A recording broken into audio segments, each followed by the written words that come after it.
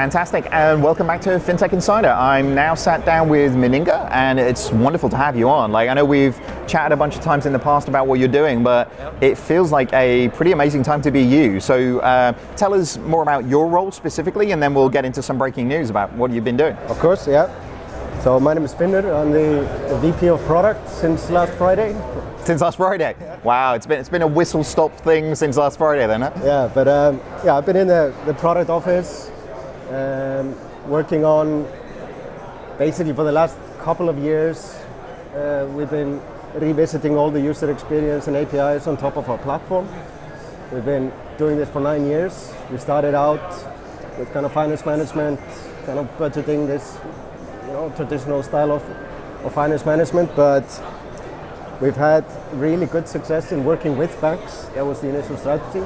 Well, and you guys are the sort of OGs of PFM in terms of, you were the guys powering up mBank when mBank was winning global innovation awards around the place. So, I kind of really feel like if anybody ever talks about PFM, they talk about Meniga in the same breath of that, which is awesome, right? It's great, and it's a great place to be, especially now with what's happening. We've been aggregating multiple financial institutions into a single platform. We were founded in Iceland, and we've had open banking aggregating the 3 main banks over there with a fantastic small community, 98% card transactions, great place to innovate and test our concepts. But then, like you say, it's like banks are now integrating our product and building their own solutions on top of that. And we managed to work with many banks in some of the countries. We work with 4 big banks in Italy and 2 in Spain, and we're seeing, great things being built now. And it's exciting as well because so many opted into doing this, in creating personal financial management tools to kind of augment how customers interacted with the data and enriching that data. But I'm sure you guys were very excited to read about the FCA's kind of mandation of creation of this type of capability. So the UK sounds like a pretty bullish market for PFM right now. UK market has been moving very slow, but yes, we celebrate this. We see. It's like we had 50% growth last year, and a lot of that was actually on the back of PSD2 and GDPR. You see banks that, they have budgets for these type of mandates. Ideally, we love to work with banks that are ahead of the curve, and they share our vision, kind of improve people's financial lives. We have a couple of really forward-thinking banks that are there. But like you say, it's great that the FCA is now taking that to heart, and this notification scheme that they're suggesting, they're saying banks need to let people know before they go into overdraft or have these delayed fees. This is something that we've been working on and actually validating with data. It's like as a feature that really, it's like an alarm clock for your finances. You don't need to be going into your online app to check your balance every time, waiting 3 days for your transaction to come in, etc., etc.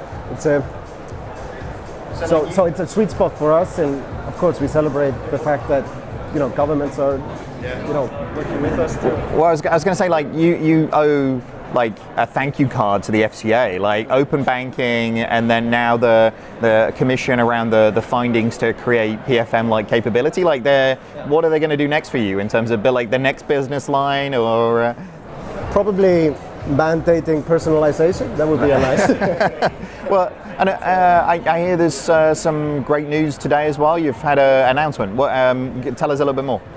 Yeah, so it's been a few weeks in the know, but so UniCredit announced a partnership. So they're not only buying our platform as a multi-country digital strategy, so we're working closely with them. I've been visiting 3 different countries, doing kind of design thinking ideation. We actually do design sprints with banks, so it's not only the technology, it's also the user experience and how they can really take these things to heart.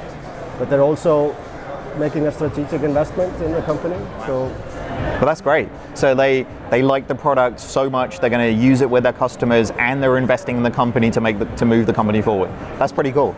It's a new thing for us. We have a separate investment pool now. We actually signed a similar contract with Swedbank recently. Again, they see this as a long-term strategic partnership. They're looking at, it's like PFM was almost like a dirty word a couple of years ago, but the hype cycle is over, we say, and it's like the engagement. It used to be some finance management applications in a tab somewhere, buried in your digital experience. Now it's just becoming a seamless part of the experience. A lot of the topics here, I think all the three first discussions on the big stage were around user experience and differentiation and how you can add more value to your digital channels. So we like PFM seems to be making a comeback, but it's all the other things you can build on top of that data. When you have the enrichment and when you have, it's like when you think about people, lifestyle, and how you can really help people, make their life easier, somehow encourage lifestyle changes that mean that you spend money on things that matter to you. It's like that's the essence of all of those things. Yeah, I think all of this, how you use that data, how you make people make better decisions, and fundamentally that's going to change how people interact with financial services. So yeah, really, really good. Congratulations on the news. Congratulations on the success. I look forward to seeing what the FCA do for you next. But thanks very much for joining us on FinTech Insider. Thank you.